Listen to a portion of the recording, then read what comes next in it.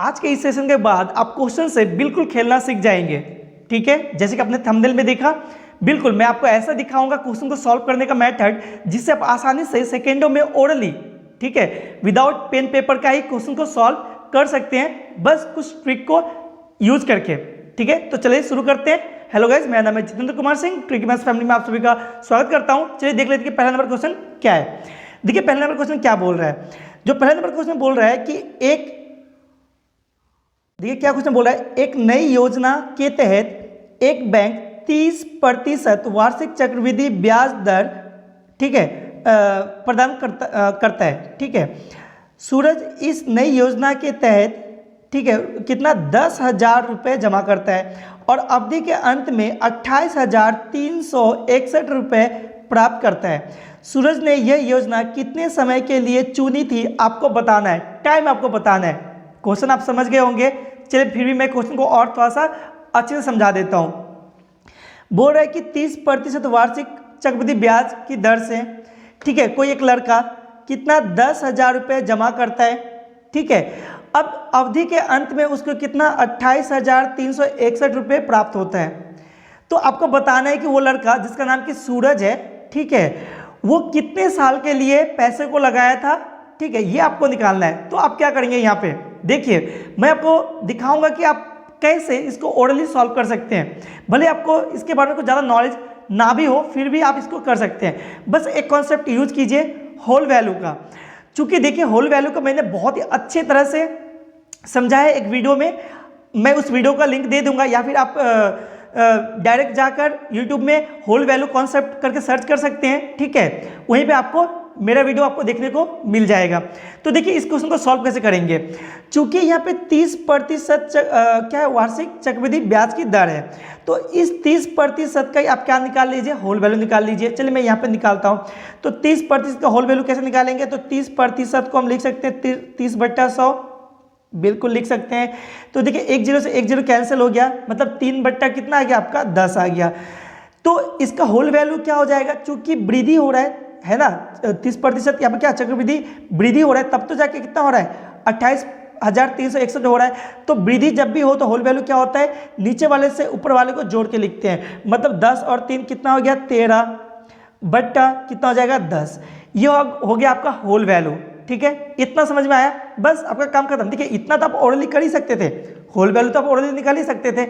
अब देखिए छोटा सा एक चीज यूज कीजिए।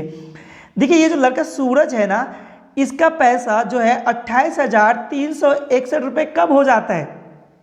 ठीक है, कब हो जाता है, जब वो 10,000 रुपये पे, ठीक है, इस होल वैल्यू से, ठीक है, कुछ एक टाइम के लिए लगता होगा, है ना। तो वही टाइम तो आपको बताना है। तो आप क्या कीजिए, बस ये जो 10,000 है ना आपका, ये जो 10,000 है इसी पे गुना कीजिए 13 सॉरी इसमें और एक जीरो आ जाएगा आपका। ठीक है, 13/10 से, ठीक है, गुना करना स्टार्ट कीजिए और देखिए कि कितना बार आप 13/10, ठीक है, से गुना करेंगे ताकि आपका 28,361 आ जाए। कितना आ जाए आपका 28,361 आ जाए। अब आप यहाँ पर बोलेंगे कि अरे ये तो वही बात हो गया, फिर से तो इसको बहुत ज़्यादा मल्टीप्लाई करना पड़ेगा। देखिए मैं आपको बताया कि आप ओरली कर सकते हैं, तो आप ओरली बिल्कुल कर सकते हैं। आप बस यहाँ पर ध्यान दीजिए। तो देखिए एक बार अगर गुना करेंगे तो ये एक जीरो कैंसिल, यहाँ से 2 जीरो हुआ, यहाँ से 2 जीरो कैंसिल।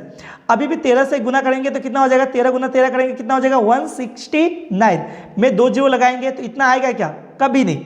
और एक बार लिख लीजिए यहाँ पे 13/10, तो इस जीरो से इस जीरो कैंसिल, अभी भी आपका बच गया कितना यहाँ पे 10, और ये 13 गुना 13 कितना होगा, एक 13 गुना 13 मैं इधर लिखता हूँ कितना 169 गुना 13, मतलब लास्ट डिजिट 9 से 13 को इस 3 को गुना करेंगे तो कितना आएगा 27। लास्ट में 7 आ रहा है, लेकिन लास्ट में आपको तो 1 ही चाहिए यहाँ पे। मतलब और एक बार 13 से गुना कर लीजिए, 13/10 से गुना कर लीजिए, तो एक जीरो से एक जीरो कैंसिल। अब देखिए आपका लास्ट में 1 डिजिट चाहिए ना, सिर्फ 1 चाहिए। आप इतना ही कीजिए, आपको पूरा इतना देखने का जरूरत नहीं है कि इतना आ रहा है या नहीं आ रहा है, लास्ट का 1 डिजिट है ना। तो बस देखिए 4 बार गुना किया आपने तो यहाँ पर कितना हो गया, 3 तिया 9, 9 तिया 27, ठीक है, और 27 का 7 हुआ, मतलब 7 तिया 21 होगा ना। देखिए लास्ट में 1 आया, मतलब आप 4 बार 13/10 13/10 13/10 13/10 4 बार गुना करेंगे इस 10,000 में, तभी जाके आपका आएगा कितना तब जाके आपका आ जाएगा यहाँ पे 28,361। कितना आ जाएगा आपका यहाँ पे 28,361। तो यानी कितना बार गुना किया आपने? 4 बार। तो ये 4 वर्ष ही आपने क्या किया, मतलब 4 वर्ष के लिए ही वो पैसा लगाया था 30% के दर से, चक्रवृद्धि दर से, तभी जाकर उसका पैसा जो हुआ वो कितना हो गया 28,361 हो गया। ठीक है, तो आपका राइट आंसर यहाँ पे क्या होगा 4 वर्ष। देखिए मैंने आपको यहाँ पर इतना ज़्यादा डिटेल्स में समझाया तो इतना टाइम लग रहा है, आप अगर समझ चुके होंगे तो आप आसानी से इसको ओरली ही, ठीक है, बेसिक सा आपका स्मार्ट मेथड लगाकर आप इसको सॉल्व कर सकते हैं। थोड़ा सा स्मार्टनेस दिखाएंगे, आपका आंसर आपके पास होगी। ठीक है, अगर फिर भी ना समझ में आए तो आप मेरे को कमेंट कीजिए या फिर इसको फिर से बैक जाकर देखिए, आपको समझ में बिल्कुल आएगी। ठीक है, चलिए आगे बढ़ते हैं, अगला क्वेश्चन को देखते हैं। अगले क्वेश्चन को देखिए क्या बोला है। अगला क्वेश्चन बोला है अंकुर एक बस 15% की हानि पर 15,300 में बेचता है। ठीक है, उसे 15% लाभ पाने के लिए, ठीक है, बस को किस कीमत पर बेचनी चाहिए आपको बताना है। काफ़ी बच्चा वाला क्वेश्चन है ये। ठीक है, इस जगह क्वेश्चन फिर भी पूछ लिया जाता है बहुत बार। चलिए मैं दिखाता हूँ कि कैसे आप इसको सेकेंडों में ओरली सॉल्व कर सकते हैं। देखिए 15% के हानि का मतलब क्या हुआ, वो 85% पे बेचा होगा। 15% का हानि का मतलब क्या हुआ, 85% पे बेचा होगा। तो 85% पे बेचा, इसका मतलब क्या, वो तो बेचा एक्चुअली में कितना 15,300। ये भी तो आपका विक्रय मूल्य है ना, ये भी आपका विक्रय मूल्य है, ये भी आपका विक्रय मूल्य है। अब उसको 15% का लाभ चाहिए। 15% का लाभ चाहिए मतलब क्या, वो 115 में बेचेगा, 115% में बेचेगा। तो बताइए कि 115% बराबर कितना का हो जाएगा, ये तो आपको निकालना है।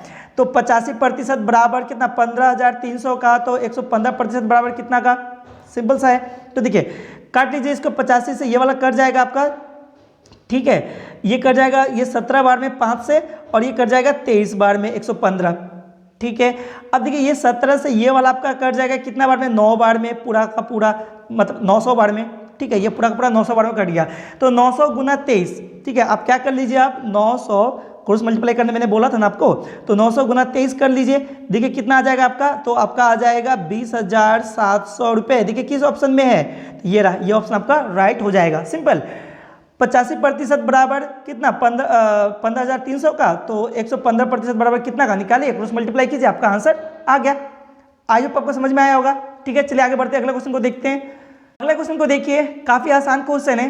ठीक है, बस सिंपल सा एक चीज़ पता होने से आप इसको ओरली कर सकते हैं, ऐसा कुछ है नहीं इसमें।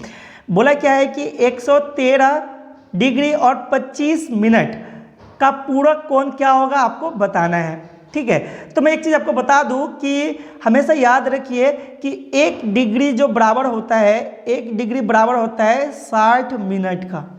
ठीक है, 1 डिग्री बराबर होता है 60 मिनट का।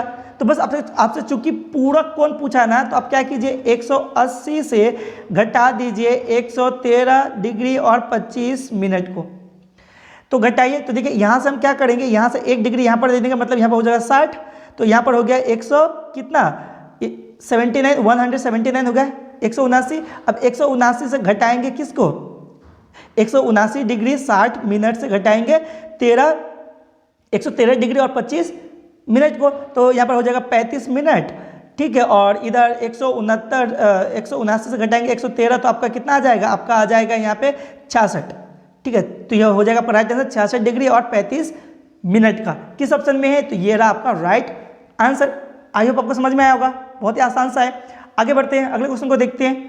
देखिए अगला क्वेश्चन काफ़ी अच्छा क्वेश्चन है, फिर भी मैं आपको ओरली करके दिखाऊंगा और सिखाऊंगा कि कैसे आप विदाउट पेन पेपर का इसको सॉल्व कर सकते हैं। फिलहाल क्वेश्चन को पढ़ते हैं। सबसे पहले क्या बोला, 6 लड़के या 10 लड़कियां एक काम को 25 दिन में कर सकते हैं। ठीक है, कर सकते हैं। तो 12 लड़के और 30 लड़कियां उसी काम को करने के लिए कितने दिन लगेंगे। बहुत ही ज़्यादा आसान है। आपसे क्या पूछा कि 12 लड़के और 30 लड़कियां उसी काम को करने के लिए कितने दिन लगेंगे। अब देखिए, चूंकि आपको बोला है कि 6 लड़का बराबर 10 लड़की, 6 लड़का बराबर ओरली, ठीक है, आपको ओरली करना है, 6 लड़का बराबर 10 लड़की, तो 12 लड़का बराबर कितना हो जाएगा, आप ही बोलिए। जब 6 लड़का बराबर अगर 10 लड़की है, तो आप ही बताइए कि 12 लड़का बराबर कितना लड़की हो जाएगा, तो 20 हो जाएगा।